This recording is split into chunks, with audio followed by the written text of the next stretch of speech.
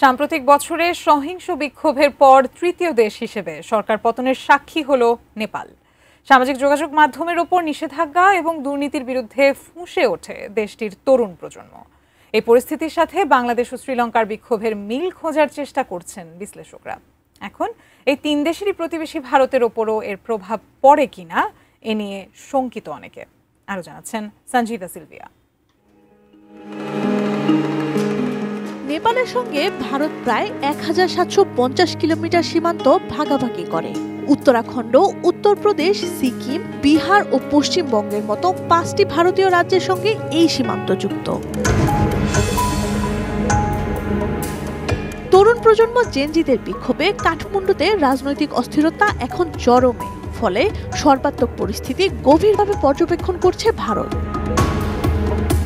চলমান সংকট নিয়ে ভারতের প্রধানমন্ত্রী নরেন্দ্র মোদী উদ্বেগ প্রকাশ করে সামাজিক যোগাযোগ মাধ্যম এক্সে লিখেছেন, নেপালের সহিংসতা হৃদয় বিদারক। বহু তরুণের প্রাণহানি তাকে গভীরভাবে ব্যথিত করেছে। বিশেষজ্ঞরা বলছেন, শ্রীলঙ্কার মতো নেপালের এই ঘটনাও ভারতকে কিছুটা অপ্রস্তুত করেছে। কারণ নেপালের কৌশলগত অবস্থানের কারণে সে দেশে যে কোনো অস্থিরতা ভারতের জন্য উদ্বেগের কারণ। অন্যদিকে চীনের পশ্চিমাঞ্চলীয় সামরিক কমান্ডো নেপালের ঠিক সীমানার ওপারে অবস্থান করছে। ডিজাইন, এলিগেন্স, বিউটি, সেরা পণ্য সবার জন্য জেভিকো। ভারত ও নেপালের মধ্যে শক্তিশালী মানবিক ও অর্থনৈতিক সম্পর্ক রয়েছে। প্রায় ৩৫ লাখ নেপালি ভারতে বসবাস করে। ভারতীয় সেনাবাহিনীতে গোর্খা সেনা রয়েছে প্রায় ৩২,০০০।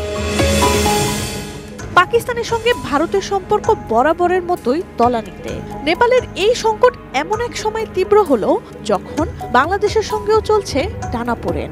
বিশ্লেষকরা বলছেন, নেপালের নতুন সরকারের সঙ্গে ভারতকে এখন কূটনৈতিকভাবে অত্যন্ত সতর্ক থাকতে হবে। বিশেষ করে নিজের দেশের তরুণদের নিয়ে ভাবতে হবে ভারতকে। দিল্লির জওহরলাল নেহরু বিশ্ববিদ্যালয়ের অধ্যাপক সঙ্গীতা থাপলিয়ালের মতে, নেপালি তরুণদের জন্য সীমিত সুযোগ রয়েছে। ভারতের উচিত ফেলোশিপ এবং কর্মসংস্থানের সুযোগ বাড়িয়ে তাদের সঙ্গে সম্পর্ক জোরদার করা। নেপালের পরিস্থিতি বাংলাদেশের মতো হোক তা চাইছে না ভারত। কারণ প্রতিবেশী দেশগুলো স্থিতিশীল থাকলে তবেই ভারতের পরাশক্তি হয়ে ওঠার আকাঙ্ক্ষা পূরণ হতে পারে। Sanjida Sylvia, desk report, ATN news.